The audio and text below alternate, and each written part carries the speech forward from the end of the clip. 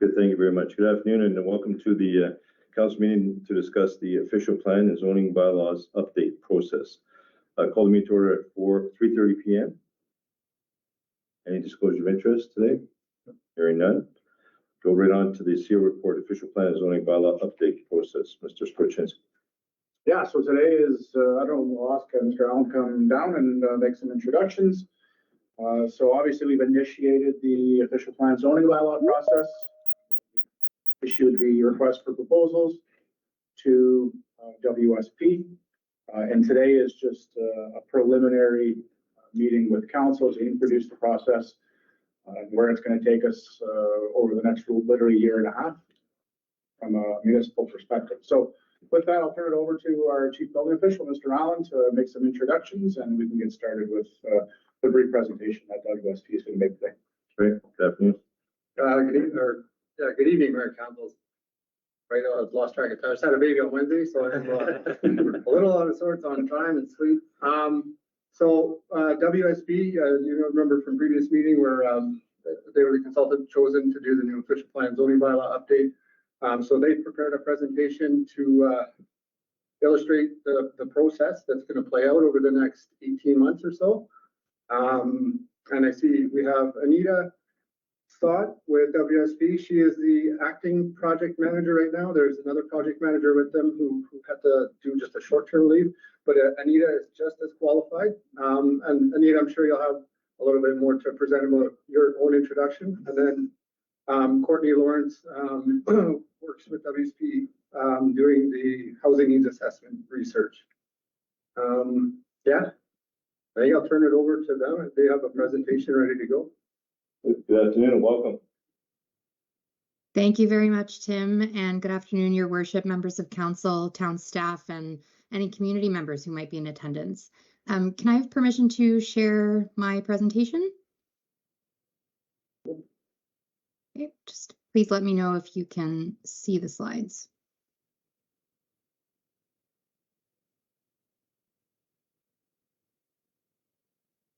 Okay, thank you. So yes, thanks for that introduction, Tim. My name is Anita Stott. I'm a registered professional planner and consultant with WSP. I am based in Ottawa, and I'm joined by my colleague, Courtney Lawrence, who is also a registered professional planner and consultant with WSP, but based in Dartmouth, Nova Scotia. Together with our broader consultant team, we're very grateful for the opportunity to assist the town of Marathon with this important review of the official plan and zoning bylaw documents. And also thank you for allowing us to be with you this afternoon virtually. So the purpose of today's presentation is really to introduce the official plan and zoning bylaw review project process and our work plan. We've kicked it off in April with a meeting with town staff. And I wanted to note that the project also includes the development of a housing needs assessment. So I will be presenting a brief, I call it like a planning primer for the Ontario planning regime and how the project relates to how planning is conducted by municipalities in Ontario. And we'll also present our project work plan and the community engagement program that we'll undertake over the next year and a half. Lastly, we'll summarize some key takeaways that we had from a pre-consultation meeting with the Ministry of Municipal Affairs and Housing and partner ministries, and some of the updates that those ministry representatives shared with us that the province will be looking for in the town's new official plan. And I'll conclude with next steps in the project process. So a little bit more about us. Our WSP team includes myself and Courtney, who will be leading the housing needs assessment component. As Tim mentioned, I am acting as the project manager right now.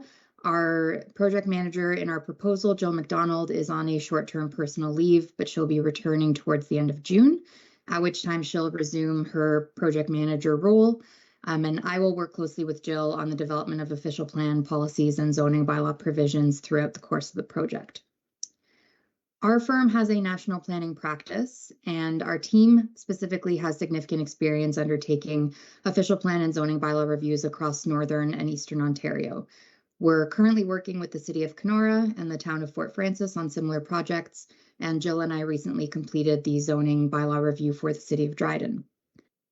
Our broader consultant team also includes Tom McCormick of Metro Economics, who will be preparing updated population, housing, and employment projections to the year 2051, so a 25-year planning horizon. And those projections will assist our team and the town in planning for future growth and development. Another consultant team, CGIS, who the town is already working with in terms of keeping your mapping up to date, will be assisting our team in preparing the schedules or maps that accompany the official plan and zoning bylaw. So we'd like to start this presentation out with a bit of a primer on the Ontario planning hierarchy or the planning regime. And this image is our attempt to illustrate what that hierarchy looks like across the province and the relationship between key provincial planning documents down to the municipal level. So the Ontario Planning Act is the piece of key legislation that governs and sets the ground rules for land use planning in Ontario. It identifies matters of provincial interest and requirements for municipalities to undertake the preparation of official plans and zoning bylaws to guide and regulate growth and development in communities. Then we go down a level to the provincial planning statement, which was last updated in October 2024. And that sets out policies for those matters of provincial interest that all municipalities must be consistent with. And this includes how to manage growth, how to manage natural resources, protecting natural and cultural heritage, protecting for public health and safety, among numerous other matters. At the local level, a municipality's official plan establishes a long-term vision, objectives, land use designations, and policies to manage growth and development at the local community level. And a zoning bylaw implements those official plan policies, establishes a series of zones, and more detailed provisions at the lot and building level that regulate development for all properties that are within a municipal boundary. So a little bit more about what is an official plan.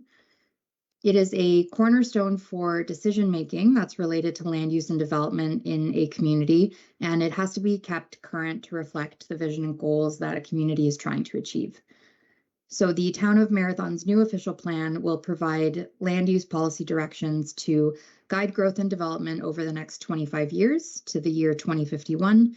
But this plan is a living document. It's intended and required under the Planning Act to be reassessed and updated every 5 to 10 years. In general, an official plan contains policies that direct the mix and amount of development that is desired in a community, and how to assess and mitigate for compatibility of neighboring land uses, how to protect and preserve natural and cultural heritage resources, and it also sets out the needs for infrastructure and municipal services, among other policy matters. And official plans also include a series of maps, commonly referred to as schedules, that identify land use designations for all properties within a municipality where existing and future land uses are permitted.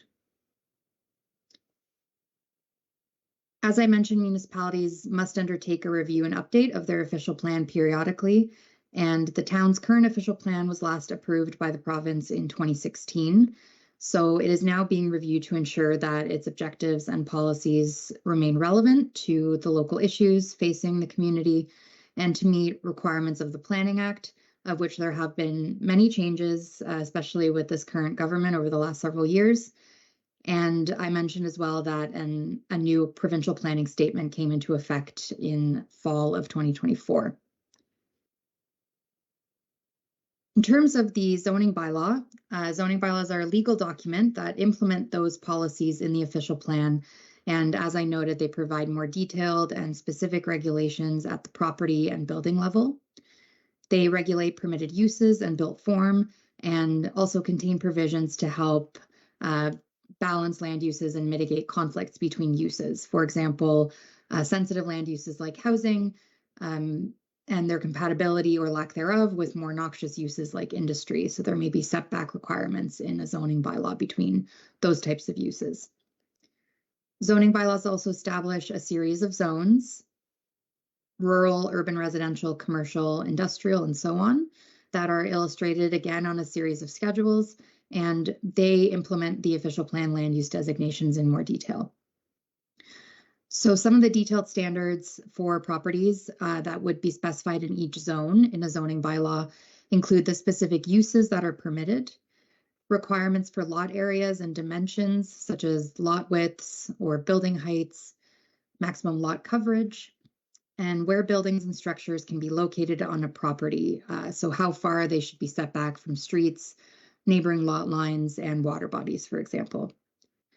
Zoning bylaws also contain general provisions that apply to all properties, depending on the type of development that might be being proposed.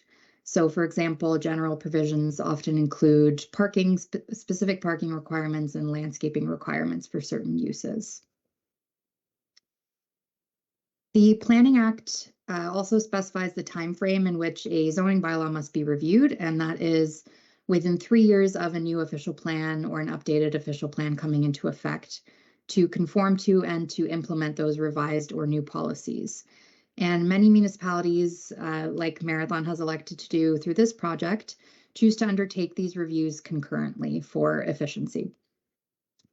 So the town zoning bylaw will be reviewed for updates required to implement provincial regulations, such as the recent requirements for all municipalities to permit additional residential units on a lot, any new official plan policies that are adopted by council, as well as best practices in contemporary zoning, updated definitions, and specific provisions that might be needed to address some local development issues.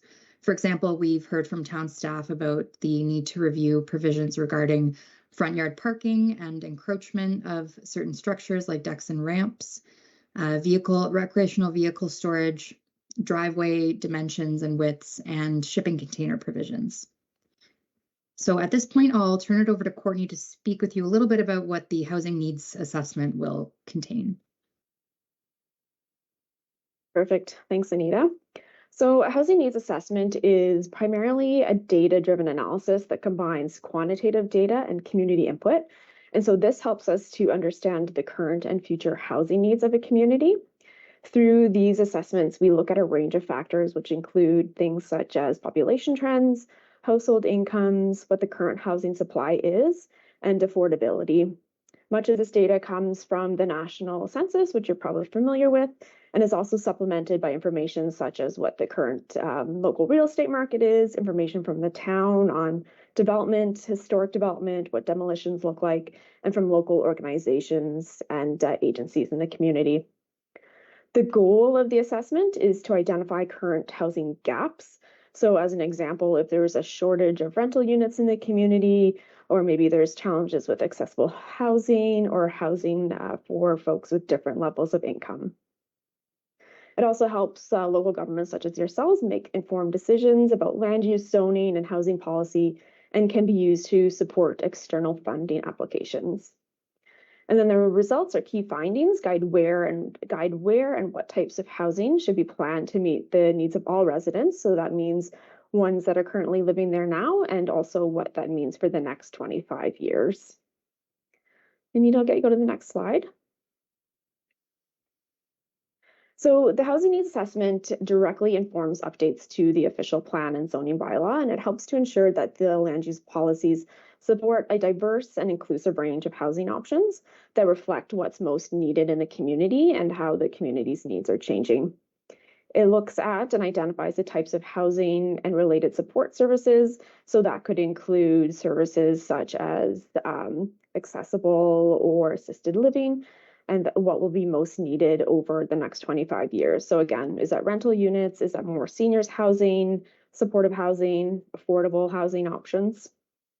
The key findings of the assessment supports evidence-based planning, and it provides yourselves with a foundation to help prioritize investments for infrastructure and servicing and make decisions based on what the needs are.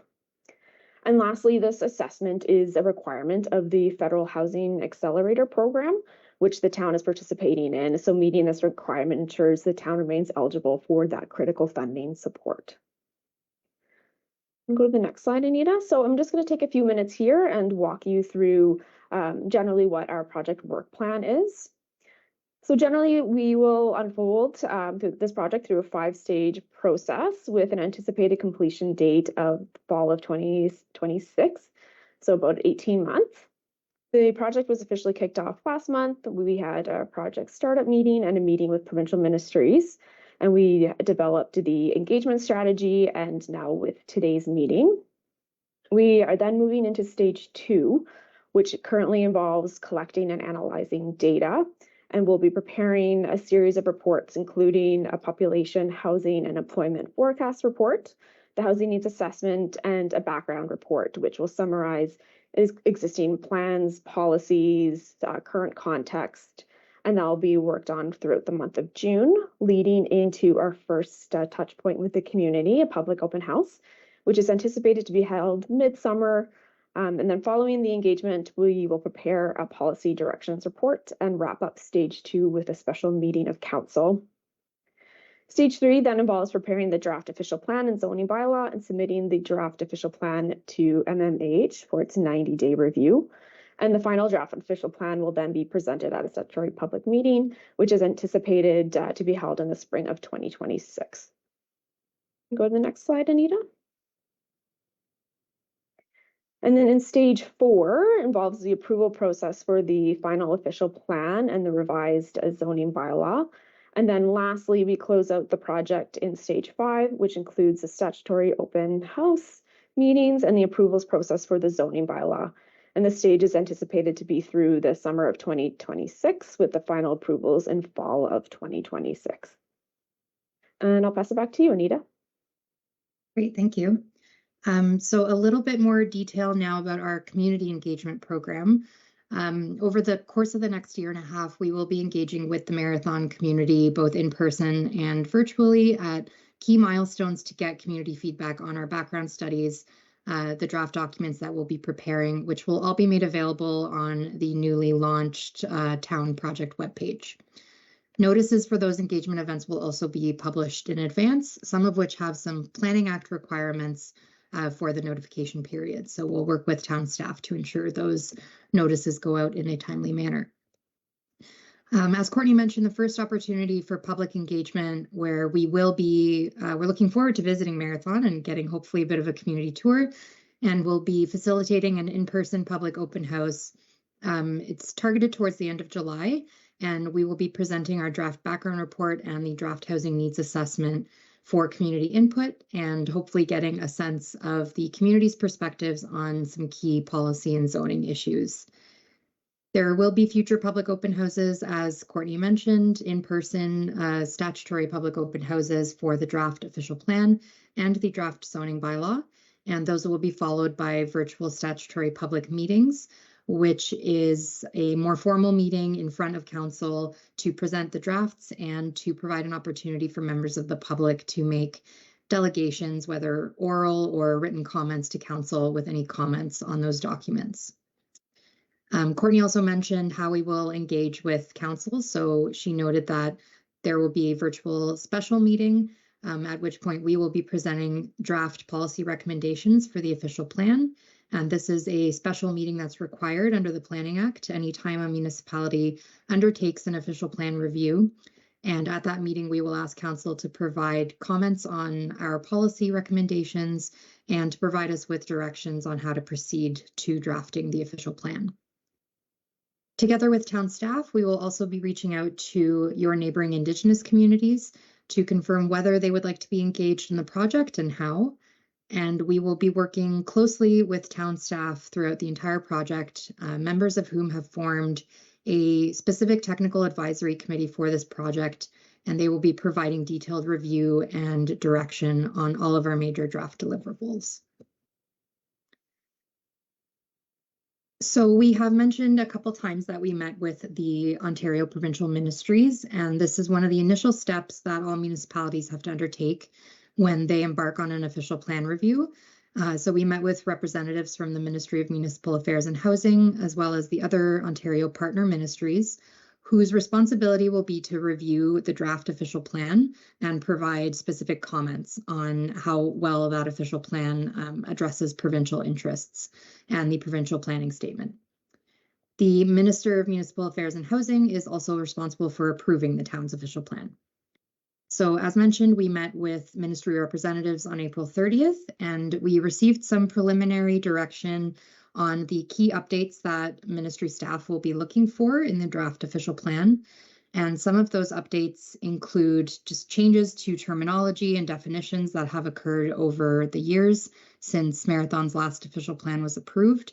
And there is some updates required to be consistent with new terminology in the provincial planning statement. We will also be providing updated policies regarding additional residential units. So many of you may be aware that the province has mandated all municipalities to permit up to 3 units on any lot that contains a single detached, semi-detached, or townhouse dwelling that is under full municipal services. So 3 units on a lot means you can have the primary unit, an upper story or basement apartment, and also a unit in a detached structure, like a converted garage or a tiny home, for example. We also heard from the MTO, Ministry of Transportation, about some updates required to policies referencing approval requirements by the MTO for any newly proposed accesses to the highway. And we will also be receiving some specific commentary around mapping updates of certain features on the official plan schedules, like abandoned mine sites were mentioned as being in need of a refresh. And we also look forward to receiving more detailed written comments from the ministries to our project team in the coming weeks. So I'll just conclude and recap a few next steps. We've mentioned some of these things over the course of our presentation, but we are currently undertaking the background studies that will really set the foundation for the updates to the official plan. So those population, housing, and employment projections, the housing needs assessment, and the overall background report. And we will be reviewing these reports with town staff before they are made available for public review on the project webpage. And these are the reports that will be presented for feedback at the in-person public open house later this summer. And after that, we will move to develop the recommendations that we'll present to council at the special meeting. From there, from the fall of this year onwards, we will be working on the draft official plan and our initial work on the zoning bylaw. So that is really what we wanted to present an overview of today. We're really looking forward to getting to know the town and your community members. I'm looking forward to visiting Marathon in the summer for sure. And we want to thank you again for the opportunity to assist the town with this important project. And also wanted to mention that should any members of the community wish to submit questions or comments, which are invited and welcomed at any time throughout the project, the town staff contact is Tim Allen, whose information is both on this slide and on the town's project website. So thanks again, and we're happy to answer any questions or to hear from any members of council on any particular land use or zoning issues that you would like our team to have top of mind when we undertake the review. Thanks very much. Great. Thanks, Anita and Courtney, for that. And I'll ask council if they have any direct questions of Anita or Courtney. Councilor Lake? Maybe just one, I think about Marathon in the summer, and I think like lots of small towns in Bush, nobody's actually in it in the summer. So I wonder if we are going to schedule an open house, maybe trying to do it around a community event, because it can be pretty ghost towny here in July. Yeah, the challenge is just, we'll certainly look to maximize the opportunity. It's just, to meet the timelines. Yeah. And one of the reasons we set September 30th as a goal, obviously, is we're going to have a change in council in 2026 for the provincial election. So to meet that time period, there are specific dates we have to meet, knowing that, July can be a challenge. But we've talked about things like, maybe some recreation giveaways or something to get more people. I was thinking about like the 3-on-3 tournament, because people are in the arena and had it there, you can get like that's not so long. That's not till August, but point well taken, and certainly we'll do our best to engage as broadly as we can. But, and I'll add a comment just throughout this whole process, and schedule is very critical, not just to finish at the end of council's term is the goal, the priority. There's scheduled 90-day MMAH review in there, and in our one meeting there, Anita put a little bit of pressure on it and said to our representative, can we count on that being 90 days? Because we have a very tight and critical schedule. They said they would do the best they could. So no. Anytime we need to move as fast as we can, obviously we're still taking the appropriate steps and not, and there's mandated timelines throughout, but yeah, as soon as something's available, it needs to be brought forward and taken to the next step. Great. Anything else, Councilor Giuliano? I just want to agree with Councilor Lake that in the summer, we're not going to get the feedback we need. I think unless we do it at Canada Day or something like that, where there's lots of people around. Canada Days. Yeah, I mean, I think the plan is great, the overall plan. But I think we'd be hard pressed to get more than a couple people out in the middle of this.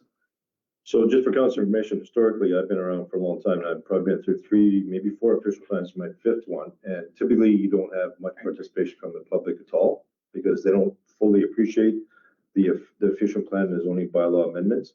So they're entitled to come in and also, as Anita and Courtney both mentioned, get a hold of Mr. Allen at any time, the municipality, for any concerns they might have throughout the whole process, not just from an open house point of view. Open house is going to give them the placards and opportunity to discuss seeing a map or things that might change within the community. But typically, planning act changes and zoning bylaw amendments are not typically top of the requirements for the public to come and visit and talk about. Specifically, if there's a change that's directly impacting 1 or 2 residents for sure, or a street, there will be some participation. Prime example, when we did the highway Peninsula Road upgrade and change, widening, we had, I think 5 people, and those 5 people were here for bike laning. Yeah, sure. And the 5 people who came and bike lane the requirements, we changed the highway requirements, and we made a bike lane. That was it. Nobody else came. So we spent $2.4 million to upgrade the Peninsula Road. And in that, the 5 people who came and talked about bike laning, we incorporated the bike lane. So we're willing to listen to all the public, but as you said, Mr. Allen, the timeline's got to be followed, and it's strict within the ministry becomes an issue as well because of the 90-day turnaround time. But we'll definitely have it, and we'll offer the opportunity for any time to have input. Councilor? And just maybe one other question. So I don't know if this falls within the official plan, so maybe that's the question is, I have had people ask about what's the process of, like, we're kind of we have no agriculture particularly. We're a bit of a food precarious state. People have said, oh, it'd be awesome if we could have land set aside for agriculture. Just knowing what that process might become, and is this the place to start thinking about those sorts of questions in terms of Yeah, of course. And currently within our current zoning, it's the rural areas that are defined for agricultural usage. So it does exist within our current plans. But this process we're going through, right, is the time to provide that public input into our consultant team with respect to looking at potentially other rural areas where agriculture could happen. But that designation currently does exist. It's not defined as agriculture, but it's a permitted use under our rural zoning areas. And one tricky thing becomes rural and identify within our municipalities, we have our municipal boundaries, within the footprint of the municipality, and then you have the rural part of Crown land. So you have to identify, and then you still have to work through the Crown to get permission to utilize those rural. So this plan can't say of Crown land within municipal boundaries, this is agriculture, like zone for agriculture. You still have to go through Crown land. We can identify it, but it'll still have to be applied through the ministry. Okay, through we the Crown. can't treat Crown land. That's right. Okay. It'd be nice. So it would be. And honestly, AMO and NOMA has been working on the Crown Land Disposition Act with the government of Ontario to say, listen, we should be able to have more of a right within our municipal boundary with to identify Crown land uses. And they've identified that it is, but it was all around housing. So we're not looking at specifically outside of our footprint and incorporating more housing, but for specific uses like that, that definitely could be addressed within that, the act. But another, just to Councilor Lake's point, so another, we're obviously in the final stages of the acquisition of the ASB process. Ongoing for, I don't know how long now, 17 years or whatever. What that's going to identify a number of new municipal properties we're going to take ownership of through the bankrupt mill sale process. So those may provide opportunities, to provide, more rural areas for agricultural type development, obviously more towards the lagoon area and heading down the ASB road. There's already a road there. There's access. That's awesome. It's fenced and everything, so it could be utilized for that. One question I did have, Anita and Courtney, is you identified the highway corridor talking to the MTO in regards to maybe new entrances and off ramps and such. We are working closely with Generation. This was an issue that we brought up with Stillwater Canada, was identifying the property for development in 2012. We had a real struggle with the MTO, but I would really like you to emphasize that, because if and when the mine does develop and open, there will be a high volume of traffic that is crossing the Highway 17 corridor going across Canada. And there has been accidents and deaths on that intersection in the past. And we were successful after many years of lobbying to get a stop sign with a light on it, which is really easy when you think about common sense, but I think we can really identify that there should be something looked at that intersection under the official plan, because I'm not saying lights, but maybe a reduction in speed down the highway on both entrances, things that could be looked at. We talked about all those things in the past. It wasn't incorporated in our official plan in 16. And I think maybe it's something you can really emphasize with the MTO in those discussions you're going to have with them. Anything else? I think that's an important one. That's actually really good. So it sounds like everybody's good, and we'll continue to work with your firm through Mr. Allen and Mr. Skorczynski. Look forward to seeing you this summer, and again, we'll try to accommodate the public as best we can for input, information, and you can reach out to Mr. Allen at any time they know that, and follow the information sharing will be on the municipal's website, and you can go forward on the process that's going forward, right? And any and all comments from the public will be logged in a formal document and made sure to be brought to the consultant and incorporated into the policies. Great. Excellent. Anything else? Good. Well, thank you very much for tuning in, and appreciate it, and see you in the summer sometime. Thank you. Thanks very much. Take care. Thank Okay, you. I've got a motion here to adjourn at the hour of 4:03 PM. Moved by Councillor Balance, Councillor Lake. Thank you very much. Have a good night. Thank you.